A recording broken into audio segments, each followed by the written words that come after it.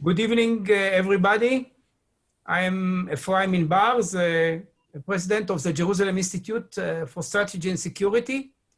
And it's my pleasure to start the webinar on the UAE deal with Israel.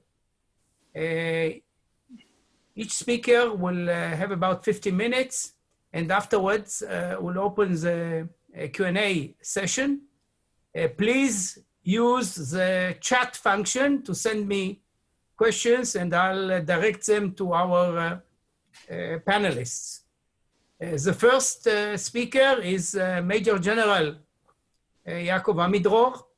He is currently the Anne and Greg Rossandler Senior Fellow at the Jerusalem Institute for Strategy and Security. He has an illustrious career. He was National Security Advisor to the Prime Minister, Netanyahu, and Chairman of the National Security Council from 2011 to November 2013. He served for 36 years in the IDF, including commander of the military college. He was a defense secretary, military secretary to the Ministry of Defense, director officer of the Northern Command, and the director of the Intelligence Analysis Division in Military Intelligence. He's also the author of 3 books on intelligence and military strategy. And it is my pleasure to welcome General Amidror, please. Good evening. Thank you for the opportunity. First, a personal remark. I was nominated the head of the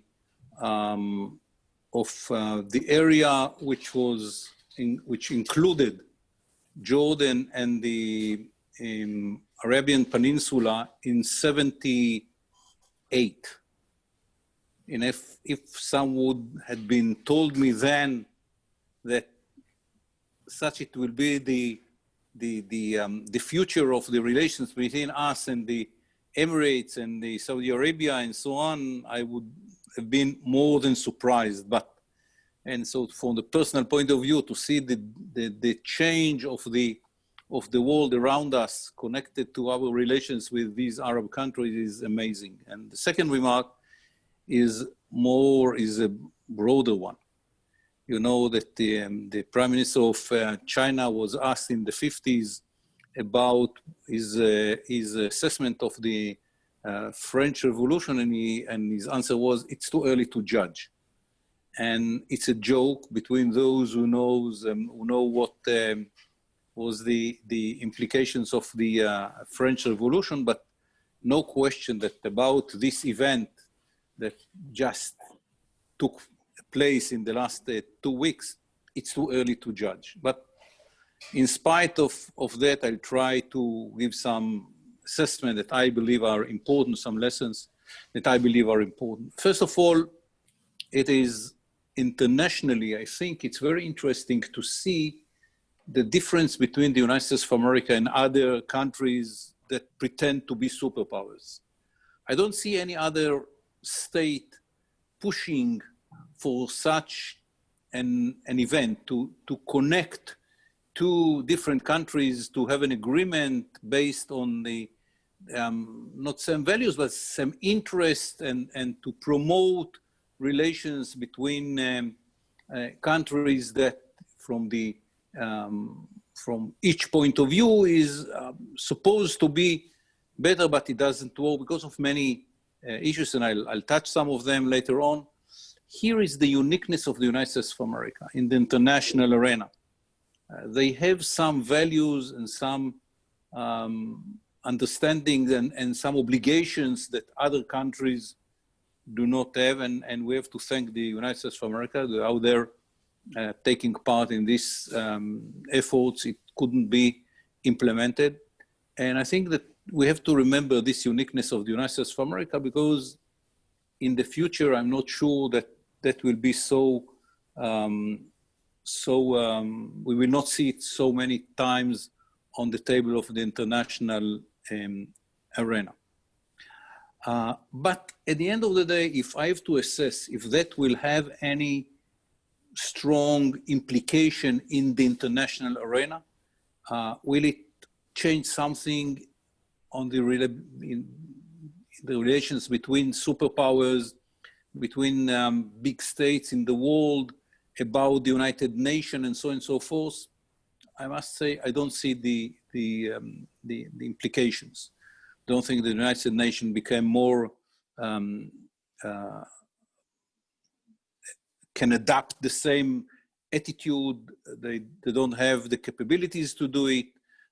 Practically, the United Nations is not functioning, and I don't see this event making the United Nations and the international arena more functioning than it is today. And today, it's a very poor system, and we have to be very careful not to think that that will be an example for other places, other countries, and other issues to be solved in this way. We will have to live in an international frame in which there are no real capabilities of implementing what is needed to change relations between countries. And this is a very good example how it can be done by the United States of America.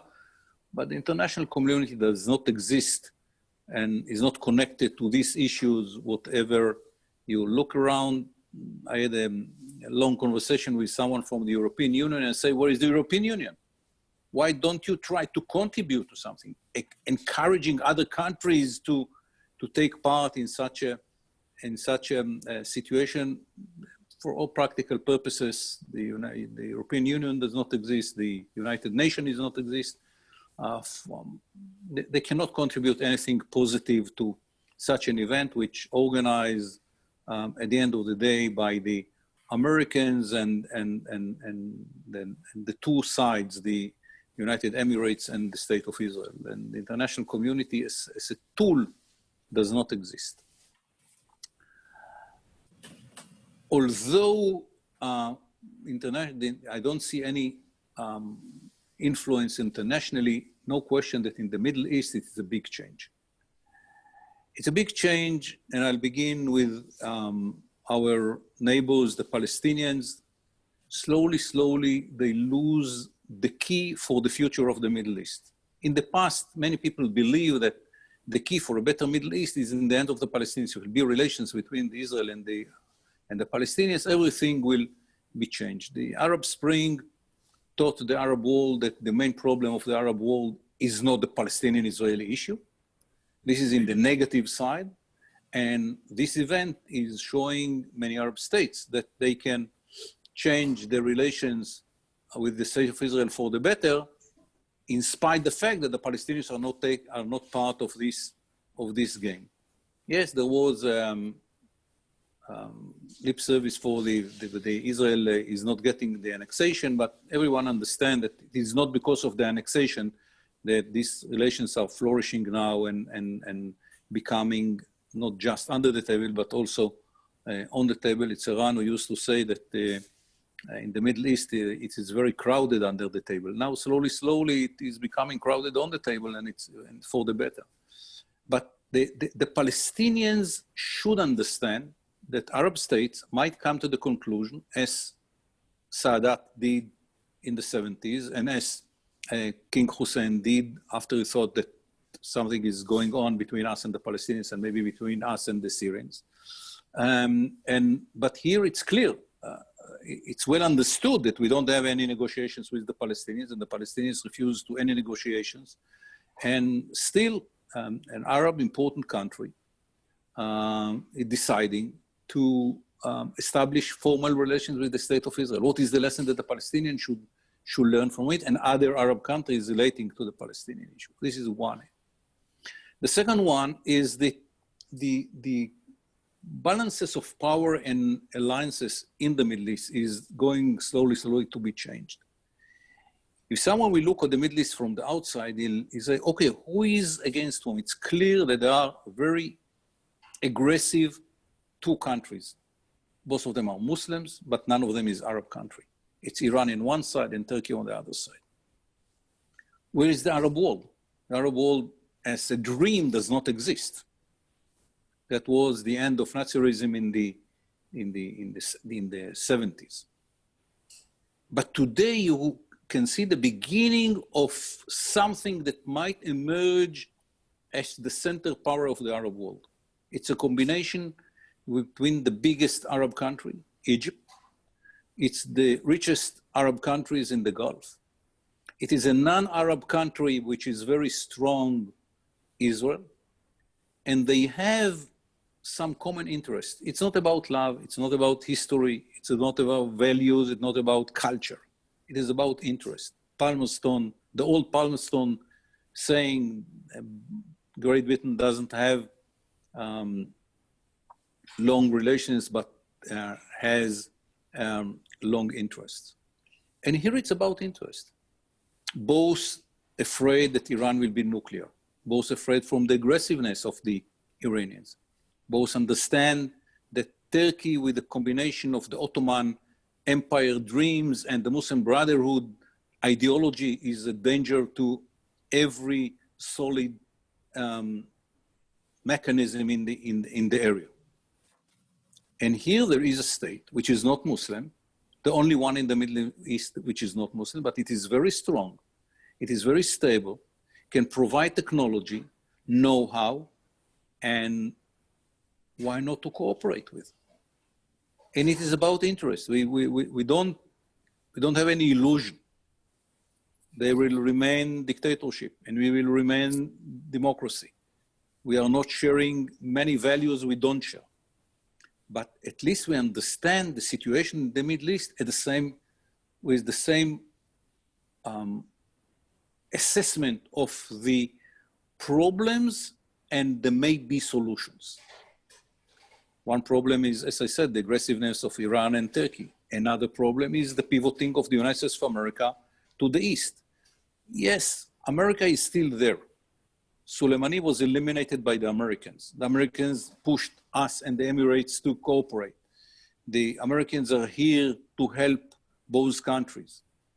But the sentiment in America is very clear. Since Obama, they are pivoting to the East. Slowly than many people thought, but the sentiment is clear.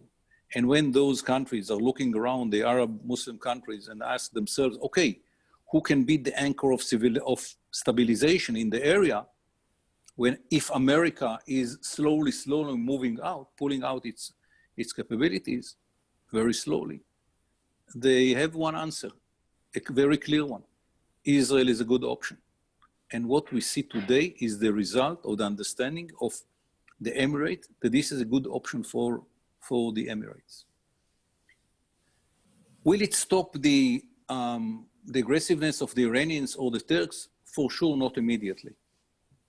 But if we succeed together to build here a center of gravity based on Arab-Israeli alliances, which will be different from country to country, but at the end will share the same interest, and they will be ready to get what we can give them, and we will be ready to get from them what they can provide us. You know, I met Saudi prince 4 years or 5 years ago in the Washington Institute, and he said, it was Turki al-Faisal, he was their ambassador in Washington, in London, the head of their intelligence, and he said, General, with your money and our mind, we can change the Middle East. And yes, with the capabilities that we have and the capabilities that they have, we can change the Middle East. And here is why this breakthrough is so important, because this is not based on that we are giving something to the Jordanians or the Egyptians and they are ready to have an agreement with us, a very cold one, under the table. Most of the actions that we are doing together are under the table. Here is on the table. They didn't hesitate to ask the Saudi to let to fly from the Emirates to Israel over Saudi Arabia and from Israel to the Emirates, vice versa. And the answer of the Saudis was, okay, if that's what you want, you will get it. It means that Saudi Arabia is not in the same position that Saudi Arabia was in the past. And today, Prime Minister Netanyahu spoke with President Sisi, and you could hear the the voices from Egypt. Yes, we want. They have some limitations and they understand the limitations. So here, what we see is a building of center of gravity which will be relevant to the Middle East. It is 2,000 kilometers from here to the Emirates, but this is the heart of the Middle East. It will be relevant to the aggressiveness of the Turks in the Mediterranean. It will be relevant to the intention of the Ottoman new empire to go into the heart of the Middle East. Libya in one side, Syria on the other side, hosting Hamas in Istanbul. If we succeed to build a center of gravity which will be ready to deal with those two aggressiveness, one from Iran and one from Turkey, and to build something positive, both on what we can provide in water, irrigation, agriculture, and so on and so forth, and together to build something which will provide countries what they need for the future, that is a good beginning. I must say something about the attempt to bring other countries into the alliance now. I'll be more than happy if that will happen, but this is not the real test. The real test is if we succeed to build something concrete, strong, for long range with the Emirates. If that succeeds, others will join in. The issue is not to push other countries today because they need something. It's to show the Middle East that they're here. We are building an alternative which will bring whatever is necessary for the future of both Israel and the Emirates, and other countries will join in, will have to have benefits as well. If that works, it will be more important than any push from the outside that will bring other countries into this alliance, although it is a very positive result. So the test is now on the practical life. After the ceremonies and the nice word and so on and so forth, what will be built here?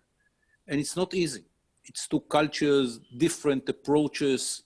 We are much more bureaucratic than them. They are more dynamic than us. But we have what to contribute to this alliance, and they have what to bring to this alliance. And if we will succeed to bring something together, it will be, for the future of the Middle East, very important. And this is the point in which we can do it, because it's not about solving a third problem. It is about the relations and what can be achieved by both sides through those relations. I know that many cynical people are saying, it's for the needs of both the President of the United States of America and the Prime Minister of Israel before the elections. I must say, no question that they might benefit from that, no question. But everyone understands that during the pandemic time, the problem in the United States of America and in Israel is not the Middle East, is the middle class. And this is the problem that might be the main factor in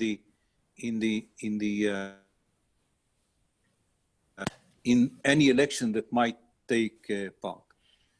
Here, I think that the Prime Minister is getting the fruits of very long efforts that the State of Israel did for years to achieve this situation.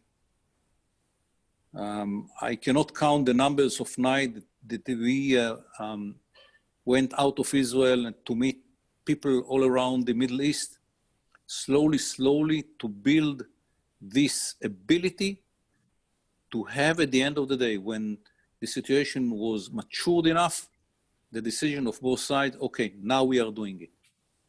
And it is a slow but very important process that Israel is in for at least a decade, probably more. Now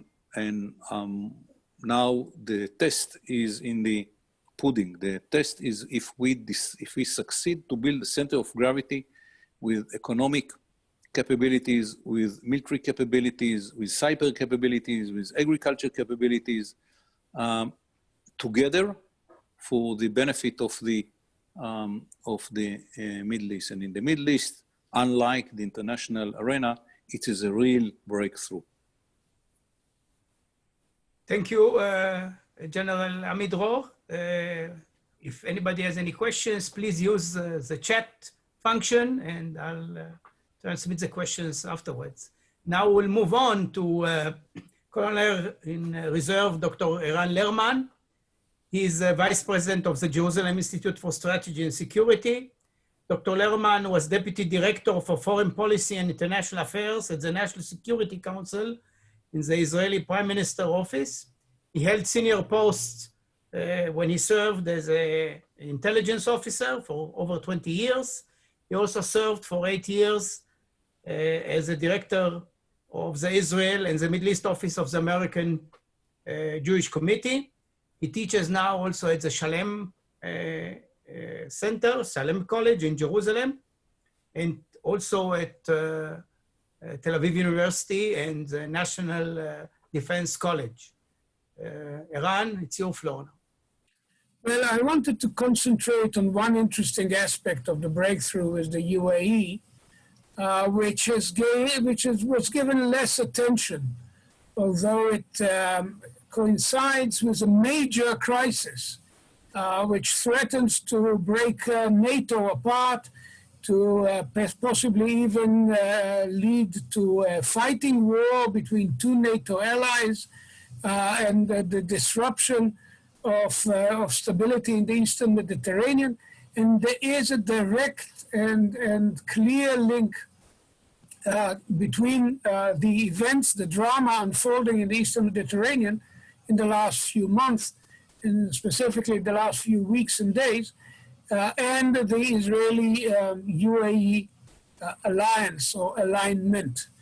And General Amidror has already mentioned that the UAE, no less than Israel, is deeply concerned about the present trajectory of Turkish policy under Erdogan.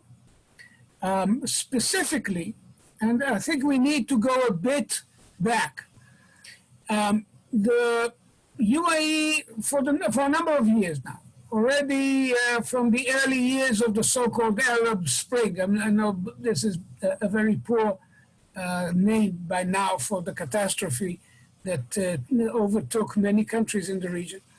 The UAE was among the countries that were most worried about the possibility that the Muslim Brotherhood will exploit this opportunity to take over important parts of the region. It's interesting because its neighbor Qatar, together with Turkey, lined up right at a very early stage behind Muslim Brotherhood or pro-Muslim Brotherhood elements, such as Hamas in Gaza. But for reasons that may be related to internal Gulf tensions between the UAE and others in the Gulf and Qatar on the other side, but also ideological reasons, structural reasons, the UAE took a strong and effective anti-brotherhood position. Among other things, for example, they worked together with the Saudis to defeat the brotherhood takeover in Egypt, while the Qataris supported Morsi.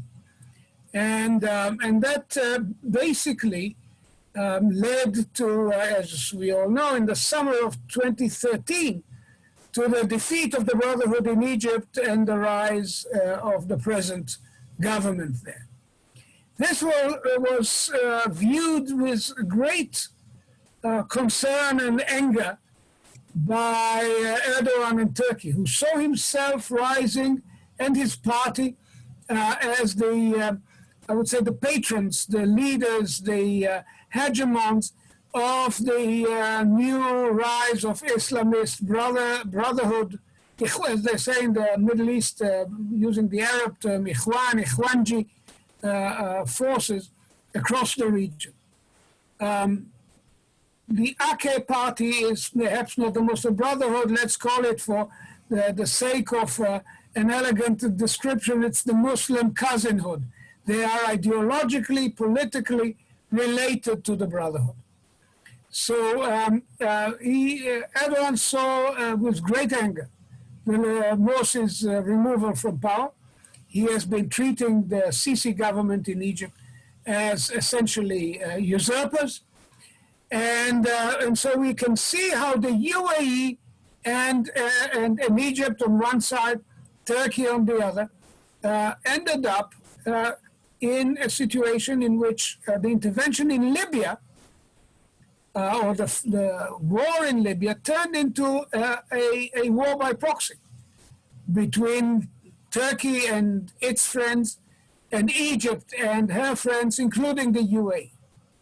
Now, this is not an issue of over the horizon, far away, in a land far away from us. It is absolutely vital for Israel's interests, because recently, in the context of the Turkish military intervention in Libya on behalf of the pro-Brotherhood forces in Western Libya, the Government of National Accord, the GNA, Turkey actually signed a memorandum of understanding with the Libyan government, carving up the Mediterranean in a way which would essentially bottle up Israel, Egypt, and Cyprus, prevent them from having physical access to Greece, Italy, the European markets, in an attempt to break the Eastern Mediterranean Gas Forum, which has become a strategic alignment of forces in the Eastern Mediterranean. It's France and Italy, Egypt, Israel, Jordan, Cyprus, and even the Palestinian Authority. So Turkey was moving aggressively to dominate the Eastern Mediterranean. The United Arab Emirates was an element supporting the coalition of forces that was lining up against these hegemonic ambitions. Now, these things came to a boil on the 6th of August, when Egypt and Greece signed a counter-agreement, and which draws the map in a way which gives Greece and Egypt access to each other, a common EEZ border, and keeps Libya and Turkey apart from each other. Now, that's probably a negotiating position, and some kind of negotiation may be necessary. But to begin with, it was necessary to assert the position according to international law, because the Turks don't recognize the economic waters of islands. It's a long and complicated legal story, but at the end, it's not about the points of law. It's about raw power, which the Turks are trying to use. And the UAE came in support of the Egyptian-Greek agreement within a day. Israel, because of our internal procedures, I would say, took a few more days and came in support of it on the 12th of August. So right before the declaration of the breakthrough in Washington between Israel and the UAE, both countries came and lined up behind the Egyptian position in the Eastern Mediterranean complication. So by now we are lined up with the UAE not only on Iran, which has been the case for years. They fear what we fear. They have 3 islands under Iranian occupation in the Gulf, the Tumb Islands and Abu Musa.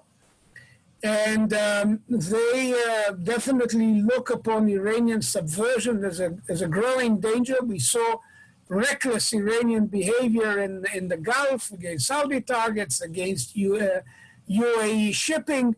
There are UAE and Saudi troops fighting Iranian proxies in real battles on the ground, no longer waiting for the Americans to do things. UAE and Saudi soldiers are on the ground in Yemen fighting against the pro-Iranian Houthi uprising. So the Iranian issue was there all along for years. Now you have the added dimension of a common shoulder-to-shoulder position on Turkish ambitions. So of course, when you have 2 major challenges of that magnitude, it is very important, and here's my final line, to consolidate what I call the camp of stability. I describe this as a game of camps. like the Game of Thrones, only it's not graced by ambitious blondes and cuddly dragons. This is a battle for dominance. The more dangerous, or the more murderous Islamists have been pushed aside, Daesh, IS, Islamic State, but Turkey and Iran are still in the game. And in order to face up to the twin challenges, or two challenges, not at the same level of existential threat, Turkey is still maintaining diplomatic relations, but it talks about liberating Al-Aqsa. Iran is committed to our destruction. But facing both challenges, we need to consolidate the camp of stability, the forces of stability, which include, as I said, the EMGF countries in the region and in the Eastern Mediterranean. France is coming in very solidly on this issue. There are naval maneuvers in the Eastern Mediterranean combining the UAE, Egypt, and France. UAE Air Force pilots have trained with Israel, Greece, and Egypt in the annual Ionhos Greek Air Force exercises.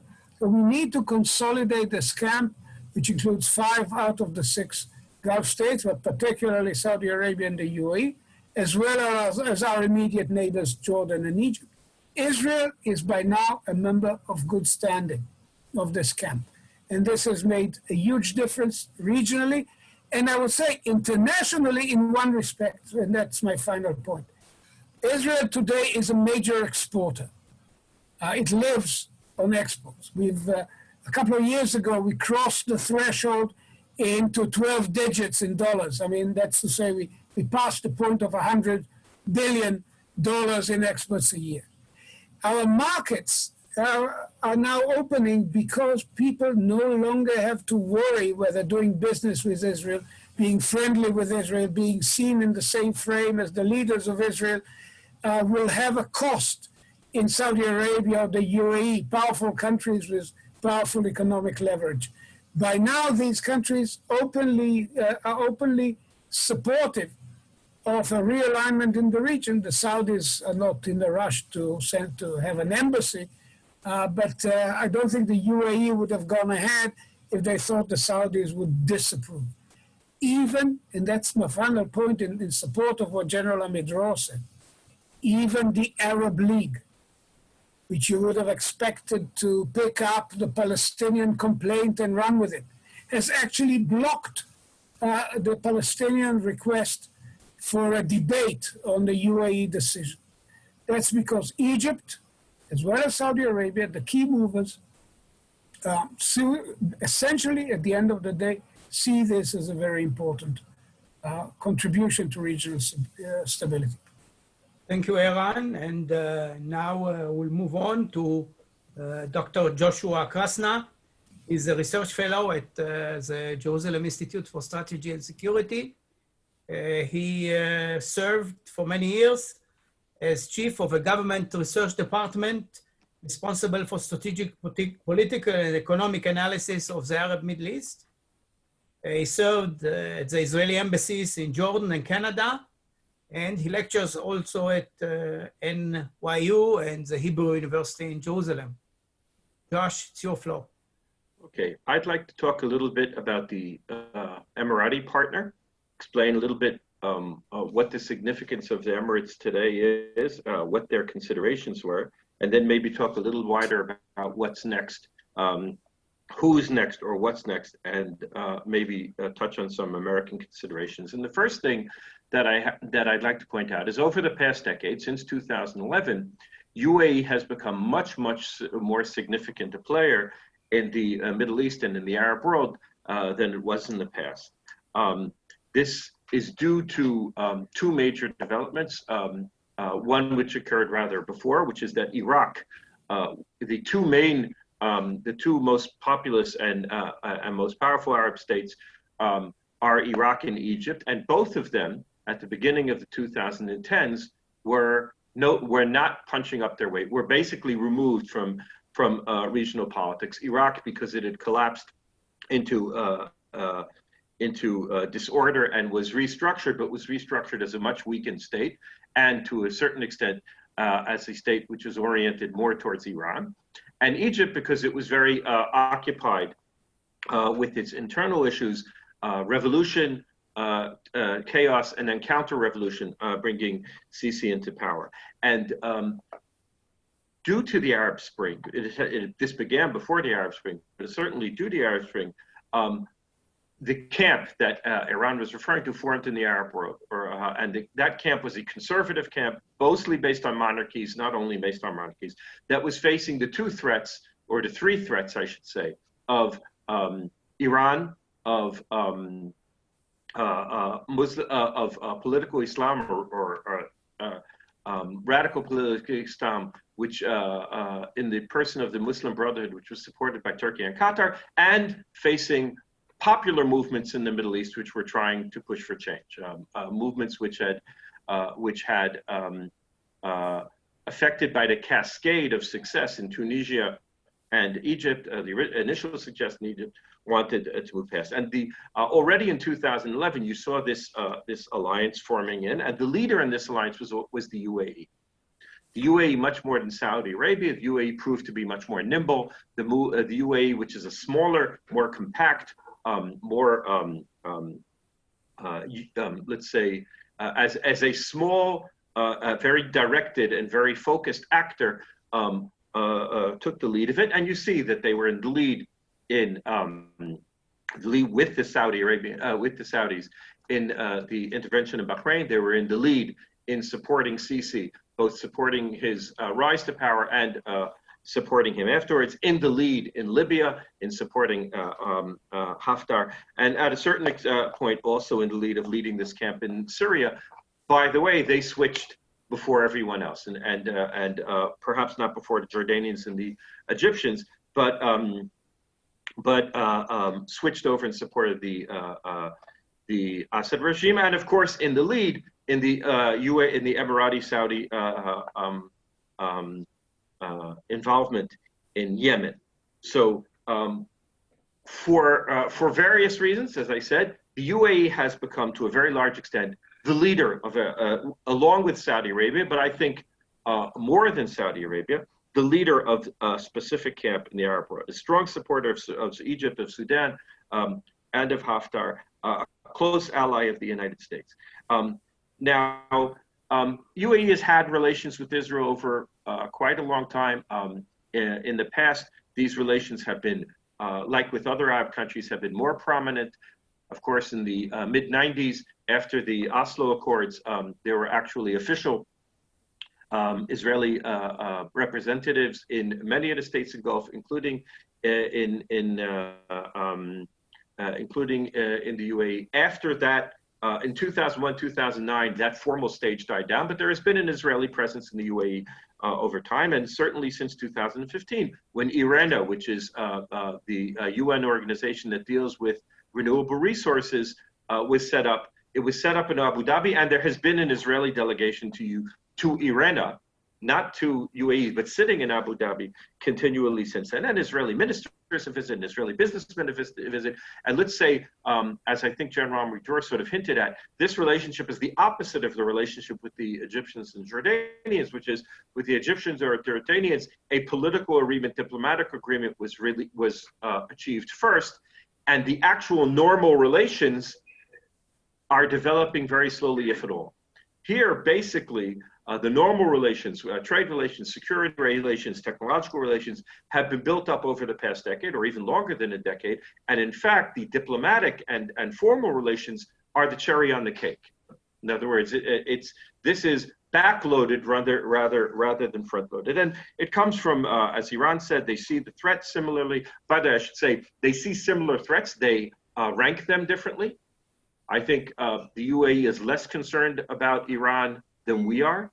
I think the UAE, certainly Dubai, has a much more nuanced and complicated relationship with Iran than we do. I think you see that after, as you mentioned, the strikes in the Gulf against shipping that was on its way to UAE, and the UAE's concern that this would have an impact on their shipping and their trade. The UAE began to engage with Iran formally and discuss maritime security with them, and begin to, while they certainly don't like the Iranians, begin to develop a kind of détente with them. They are more concerned about Turkey and even more concerned about Qatar. The Qatar, also a small state, also a state that is playing a regional role which is out of proportion to its actual size and actual weight, and the two of them became sort of the poles representing wider camps. But the other thing that General Amidror pointed out is that since already 2003, and certainly since 2011, it's been very clear to America's allies in the Middle East that the United States is not disengaging from the Middle East, but the United States is returning to its normal mode of involvement within the Middle East, which is trying to take troops out, trying to be a balancer from offshore, and not being involved in every conflict, and certainly not leading military action in the region. And there was a need to create a new strategic or new regional strategic architecture, which would take American interests into consideration, take American involvement into consideration, but be based much more on the local actors. And as I said, in the end, Israel, Egypt, Saudi Arabia, UAE, Bahrain, all have the same threat picture, and all have the same, and all, while, as I said, there are different rankings, and all are facing the same issues, with the Palestinian issue becoming less and less important since 2001, and becoming less and less of a shackle holding them back.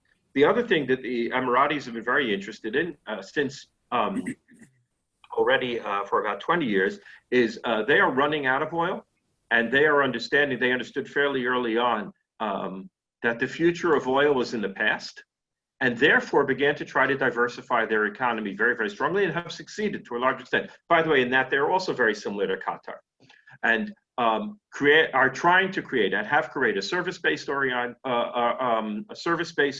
economy, a high-tech based economy, an economy based on trade, with Jebel Ali being one of the 10 largest ports in the world.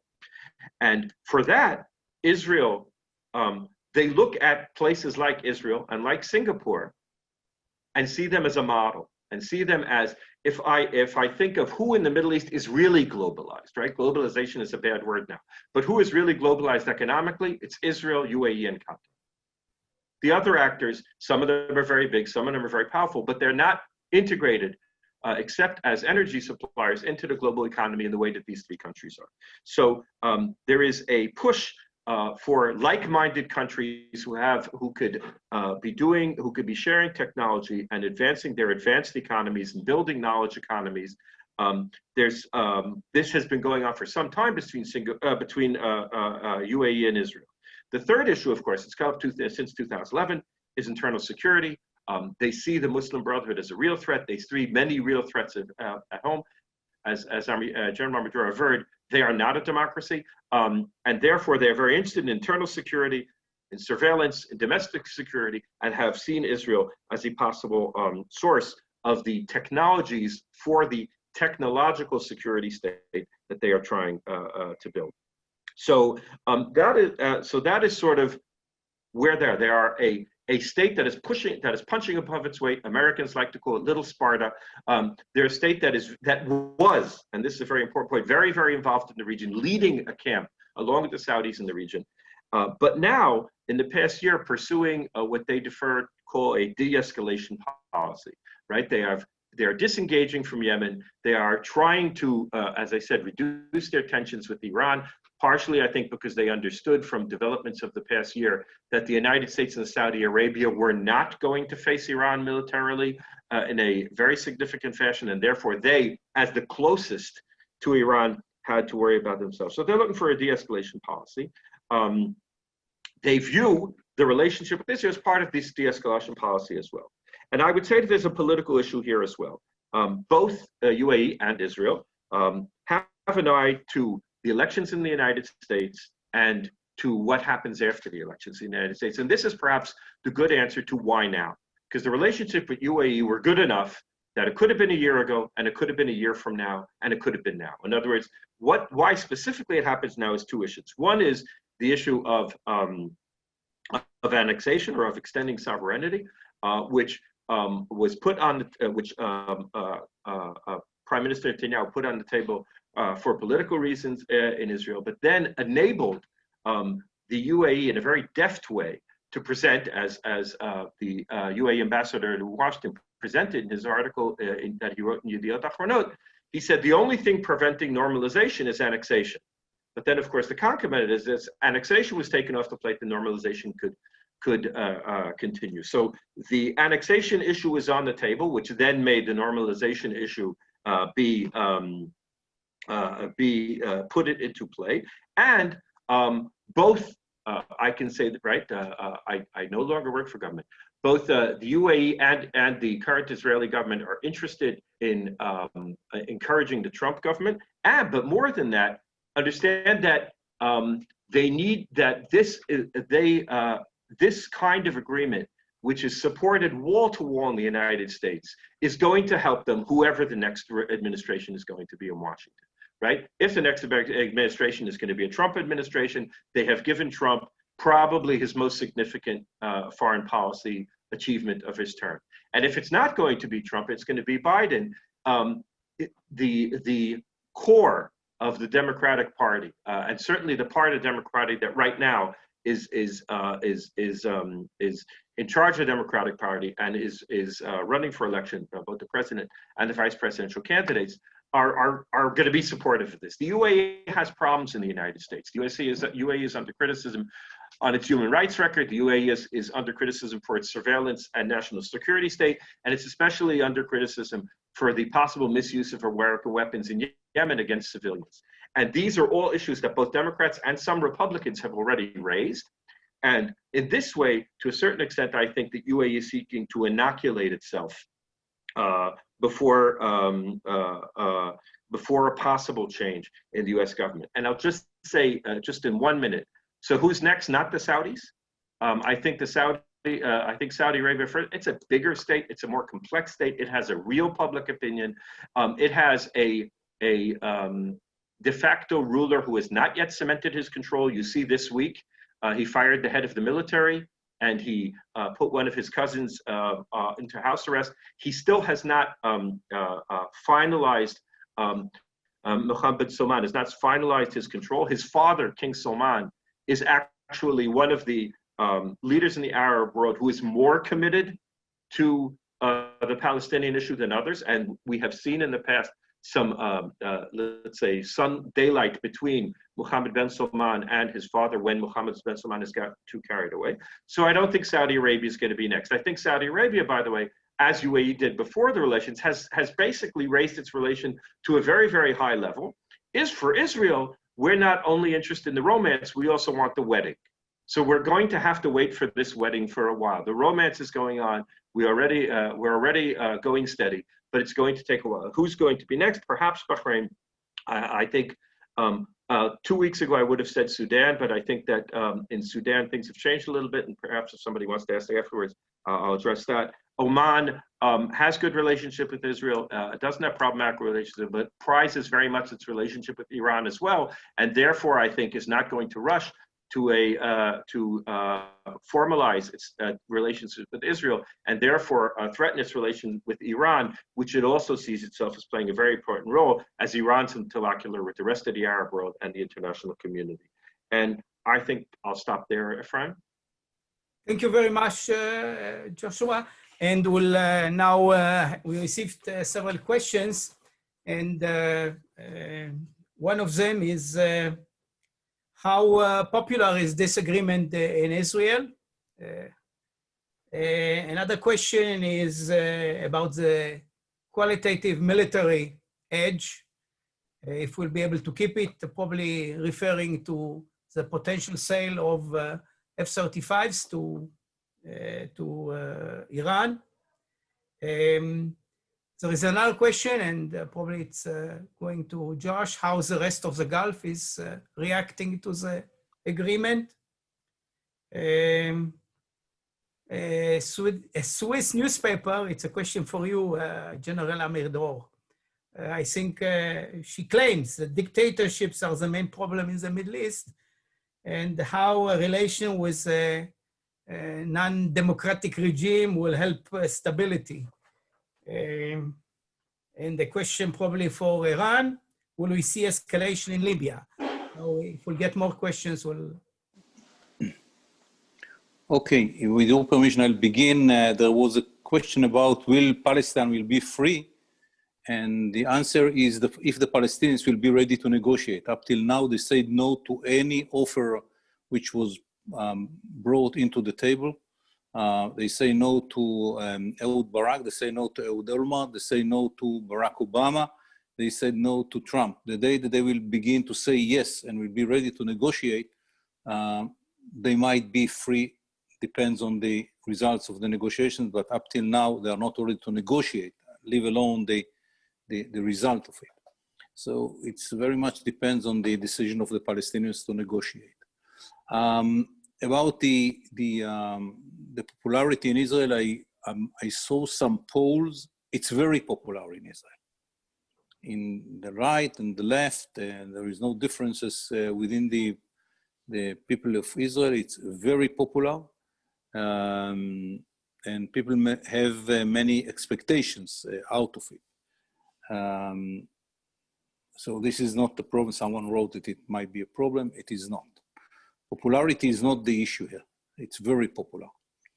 About the relations with dictatorship, it's a very good question, and no surprise, it's coming from Switzerland. Look around your neighbors and what can we do? These are our neighbors. If you can change and brought some Swiss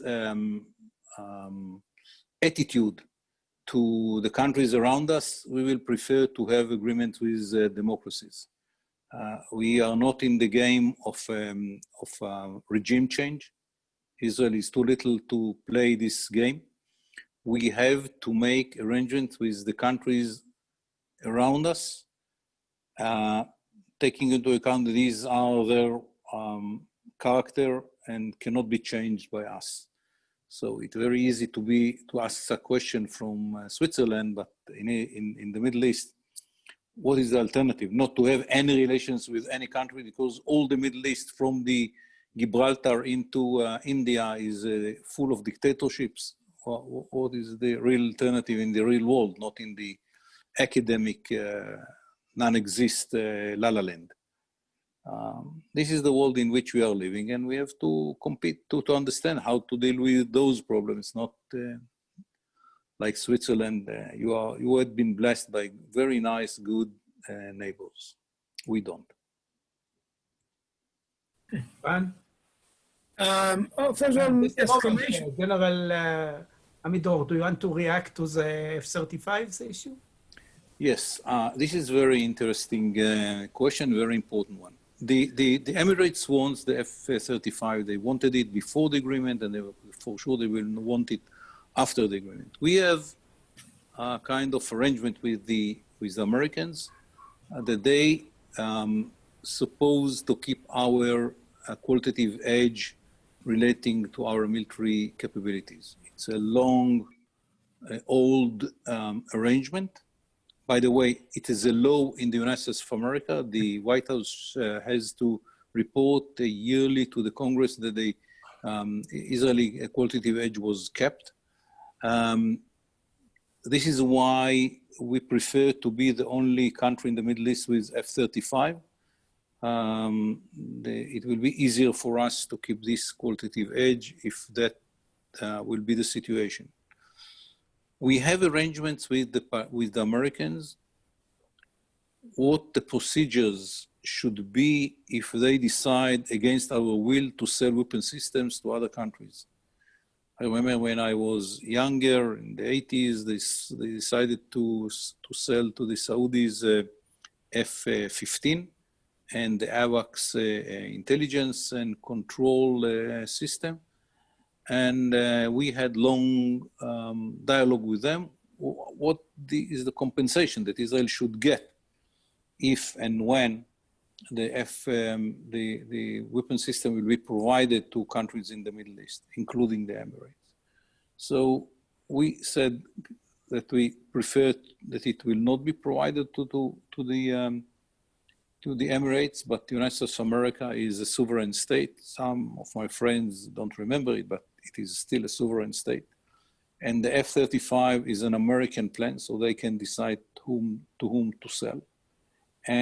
But at the same time, they have an obligation to keep the Israeli qualitative edge. And I'm sure that if that will be the decision in America, we prefer that it will not be the decision, but if that will be the decision in America, we will find ways how, with the Americans, to work together to enhance Israeli capabilities so that if we are losing something in this side, we will win in another side, in another area, or in the same area, something which will keep us in a better position to deal with the new threat that might emerge from the providing of the F-35 to Emirates and maybe other Arab states, because we have the experience with the Saudis, and it happened in the past, and we have the procedures how to deal with it with the Americans. Ron? I would second that on the F-35s. I would just say that I think the actual breakthrough was a sort of neutral, more or less, as regards this deal. It would have been on the table anyway. And the appetite in Israel for a fight in Congress against a major sale to an Arab country would have been low under any circumstances. The last time we fought such a battle was over the AWACS in the early 80s. It was an ugly battle. There have been ways to avoid doing this ever since, and I think this will continue to be the case. As regards the Libyan situation, I have to say, my impression is that once Sisi felt strong enough, despite his difficulties on other fronts like Ethiopia, to draw a red line in Sirte and Jaffa, and basically indicate that if there's any further progress, military progress to the east, on the part of the pro-Turkish forces of the Government of National Accord, he would put the Egyptian military into Libya, and he has authorization from the Egyptian parliament to do so as if he needed it. Once that happened, and this is related to the regional alignment, a kind of tenuous ceasefire has taken hold in Libya with the support of both sides.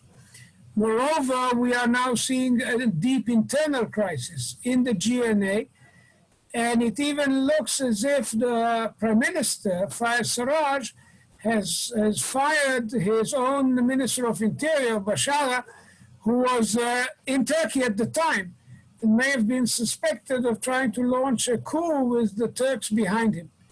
So even in Tripoli itself, there are shades of dissatisfaction with the Turkish, the level of Turkish meddling, the level of Turkish involvement.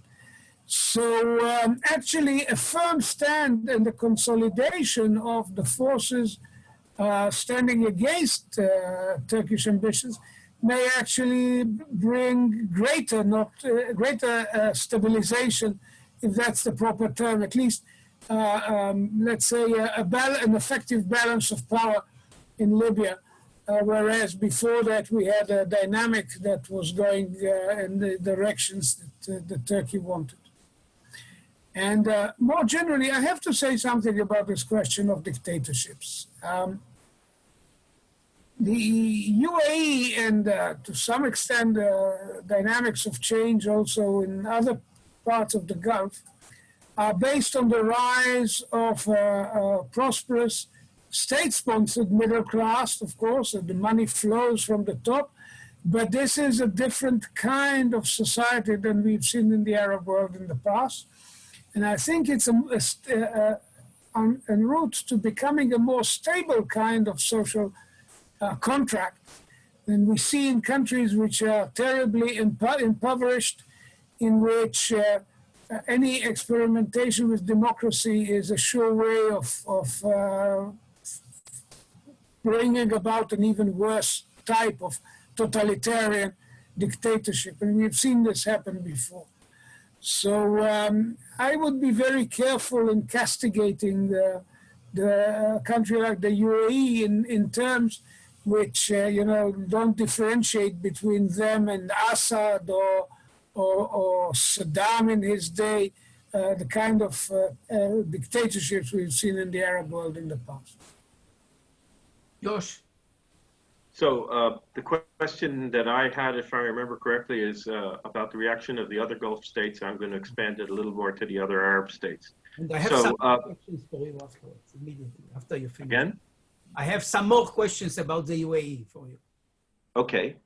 So I'll start with the one that you asked me, and then you can continue. So the other Gulf states have not certainly not condemned it, and certainly have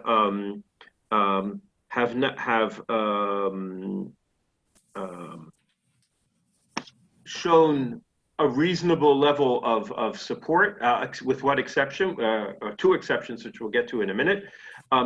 Saudi Arabia, of course, showed its support by allowing the flying of the plane back and forth, and then afterwards announcing that the flights will be able to continue. And as I said, Saudi Arabia and UAE work very closely together. They don't agree on everything. They don't agree, for instance, they didn't agree on how the UAE is wrapping up its presence in Yemen, but they do agree on a lot. On this issue, they agree. The UAE is farther out ahead of the Saudis, and as I said, perhaps is freer to do things that the Saudis, as a much larger and much more influential state, feel that they have to wait to do.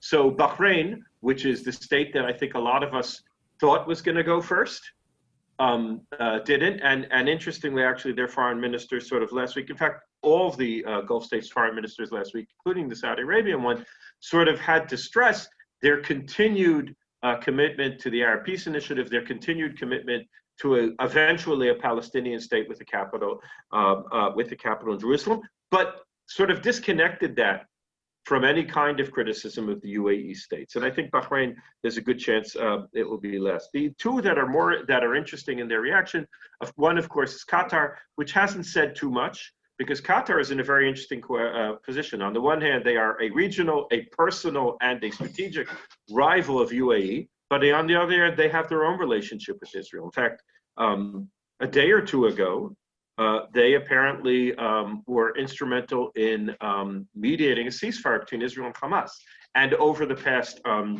few years have played a crucial role in Israel's being able to control the humanitarian situation in Gaza from getting out of hand. So Qatar, while it is a member of a camp which is theoretically antithetical to Israel, is in fact a key partner of Israel on certain very specific issues. And by the way, has been a country that has had low-key but significant relations with Israel for 20 years or more.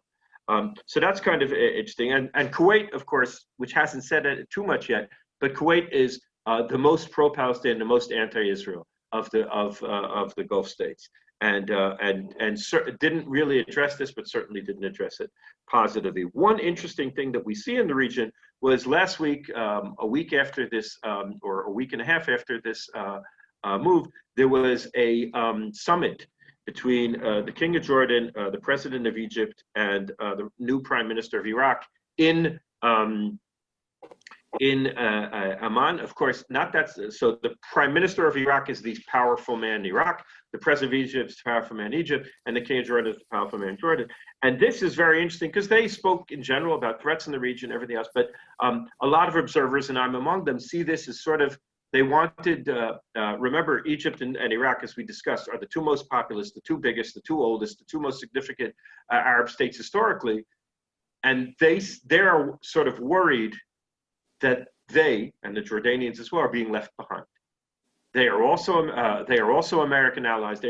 But they are not crucial to any of the major initiatives that the Trump administration has been pursuing in the Middle East in the past few years. So I think that they are sort of trying to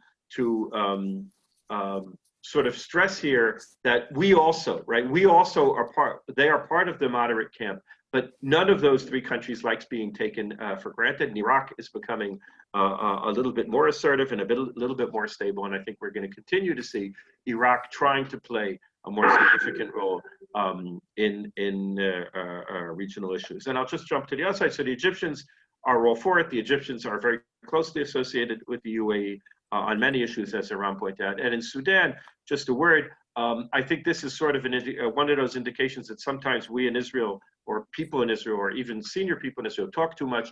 The day that the agreement UAE was signed, there were already Israeli ministers and other Israelis talking about how Sudan is next, how Bahrain is next. And then Pompeo went to Sudan and to Bahrain and to Morocco, and which is also mentioned as being one of the next. But Sudan is a country which is in disarray. It has a transitional government which is both split and has a lot of challenges. And even the opening that the military-headed transitional government tried to make when he met with Prime Minister Netanyahu in Uganda was not that well accepted on the civilian side. And I think that by our putting it strong on the agenda, and by the Americans pushing it and linking it, by the way, to other issues which were unfortunate that they linked it to, which had to do with compensation for American victims of terror, I think that Sudan has been pushed a little bit farther back in the road. The interesting thing is, when you see who condemned it, right? So the Iranians condemned it, Hezbollah, Hamas, Turkey, and Syria. Well, you know what? If that's the camp that's against the UAE, then the UAE is in pretty good shape because those are the UAE's enemies anyway. So maybe Syria a little bit less. One last point: the Palestinian Authority in the beginning had a very strong reaction, and then sort of walked it back a little bit because they realized that there are a lot of Palestinians who live in the UAE, and the UAE, as one of the richer Arab states, is in the end, it's not worth the Palestinians offending them more than they absolutely have to. Some other questions about the UAE. What can be done to preserve the deal, and what can might happen to destroy it? And another question is, if you can elaborate a little bit about the Iranian apprehensions of Iranian nuclear UAE apprehensions of the Iranian nuclear program. UAE, yeah. So I'll address the first point first, and I have the feeling that my colleagues will also be interested in addressing this. What could move it forward and what can threaten it? I think it's going to move forward. I think there are two issues which are sensitive at this exact moment. One was already mentioned, which is the F-35 issue, which is my perspective on this is very similar to what Eran and Yaakov had mentioned. It was clear.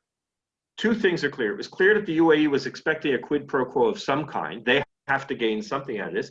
And it was clear that the Trump administration is very, very, since it came into office, is very, very enthusiastic about selling American weapons abroad. UAE and Saudi Arabia are two of the largest consumers of weapons in the world. At one point, UAE actually was #1 a few years ago. So to think that, as Eran said, that Israel is going to make a full court press to present a close American ally who is signing an agreement with us from buying something that the Americans want to sell them, I'm not sure that that's going to work. But to the extent that senior Israelis keep on claiming that that's what's going to happen, I think that could be a significant problem. There's a minister who said they wouldn't sell even one screw of an F-35. In the end, it's going to happen, and we'll just look foolish.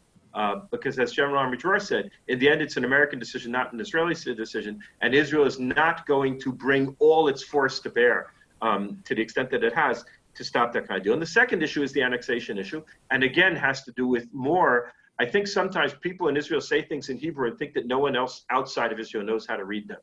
So if the more people in Israel, the more politicians in Israel stress this is a temporary suspension and that we'll get back to it right after the elections and all these things, I think that those are bad signals to be sending to the other side. The UAE is building their narrative over the fact that we are willing to normalize Israel because we prevented the annexation. And annexation, in the end, is a continuation of the occupation. So actually, by preventing annexation, we actually, as opposed to other people who say they're committed to ending the occupation, we've actually helped end the occupation. To the extent that Israel keeps on claiming that that isn't what happened, I think that is something that could be a potential threat. But as I said, both of these issues could be irritants. I think the decision has already been taken in UAE to reach to go past that glass ceiling and reach full diplomatic relations with us. So I don't think that anything. I should never say never. I think there are very few things that can threaten it. But I think that the Israeli behavior and certainly the Israeli verbiage in both of these issues, because part of the F-35 issue in Israel is in the end being posed almost as saying that UAE is unstable. What's going to happen? What happened in Iran is going to happen there, and then these weapons will be turned against us. Well, it's not necessarily something you want to be saying openly about a state that you are trying to sign a peace treaty or a normalization agreement with. It's just not smart. And what could push it forward? I think the American administration is very, very interested in having this finalized before the elections.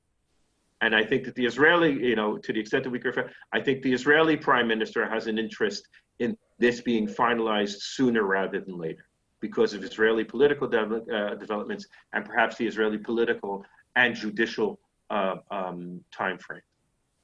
Okay, the next question to General Amidror. Somebody asked for you to evaluate if the deal is a personal success of Netanyahu or of the Israeli foreign policy, professionals, or is it a trend in the Middle East, of greater acceptance of Israel? There is a story about the field marshal which was commanded the German forces in the East in the First World War, that there was a big battle between the Russians and the Germans, and the Germans won it. And in a party after the few days, he met a lady in Berlin. And the lady said, Mr. Field Marshal, is it true that it is not your success? You own it to your chief of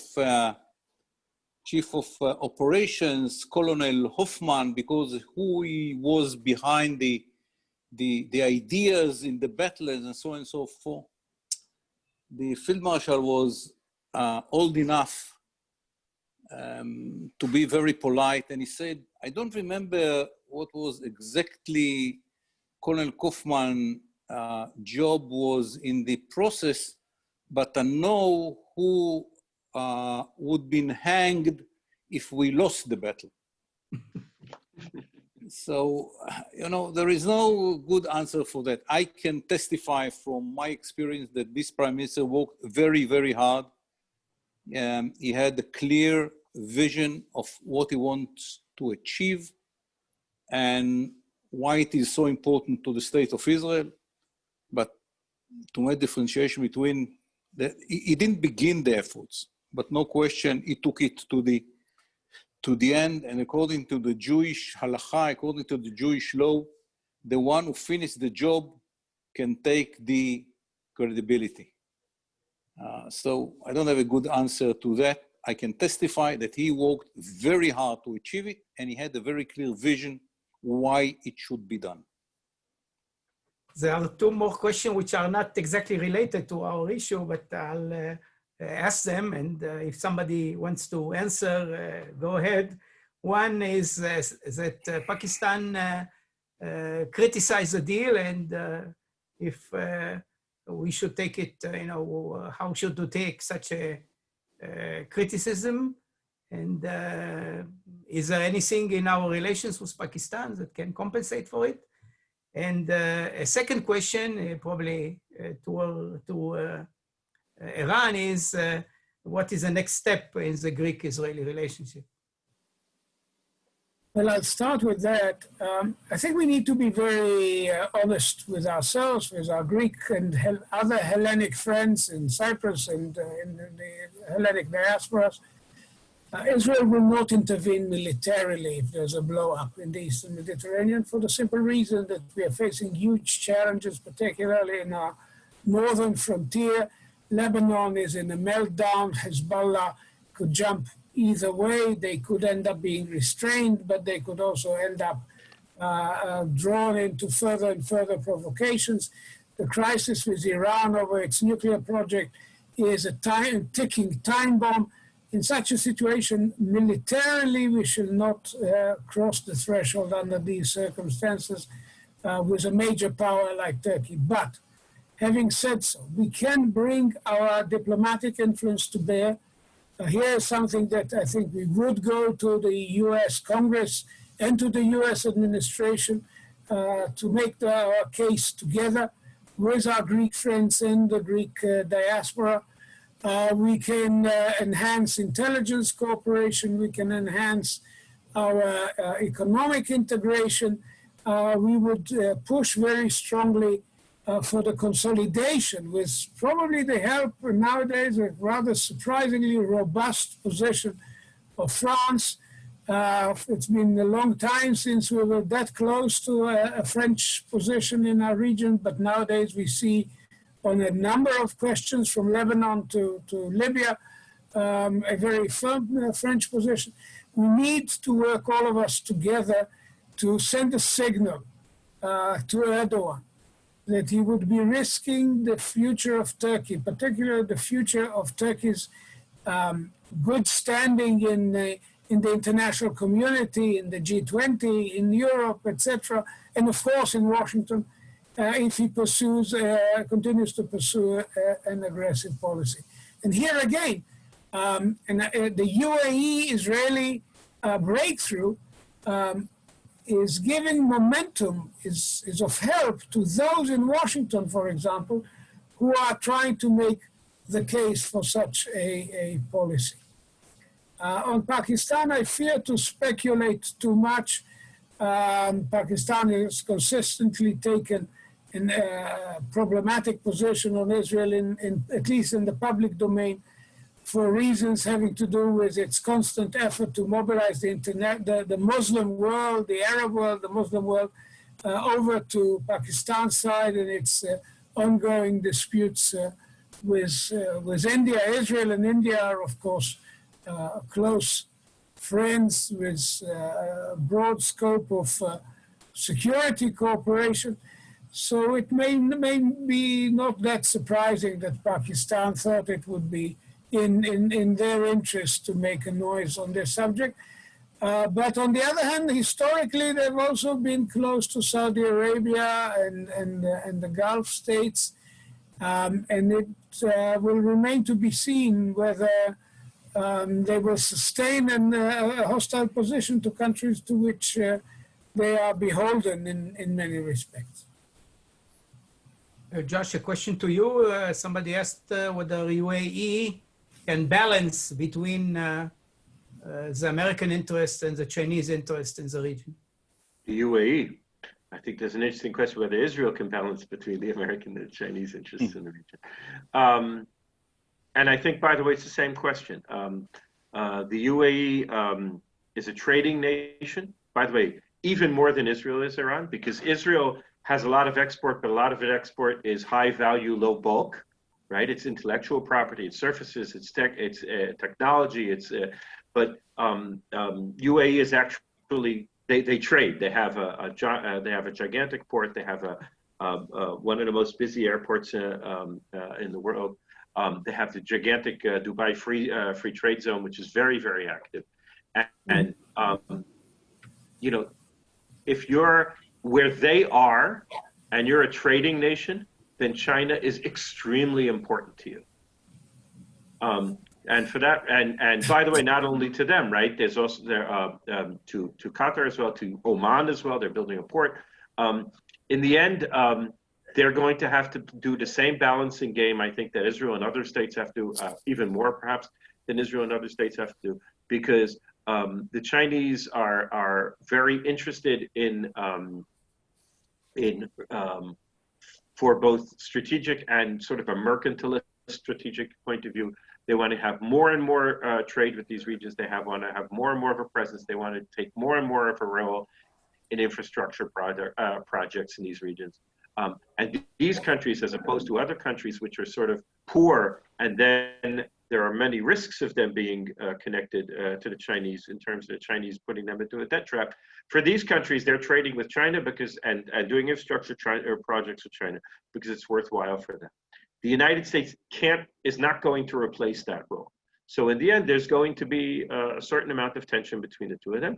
The United States will always be, not will always, the United States will for the foreseeable future be more important to all the countries in the Gulf than China will. But they will absolutely try not to be put in a position where they have to choose between one and the other. Okay, thank you very much. I want to thank our panelists, General Amidror, Dr. Eran Lerman, and Dr. Joshua Krasna.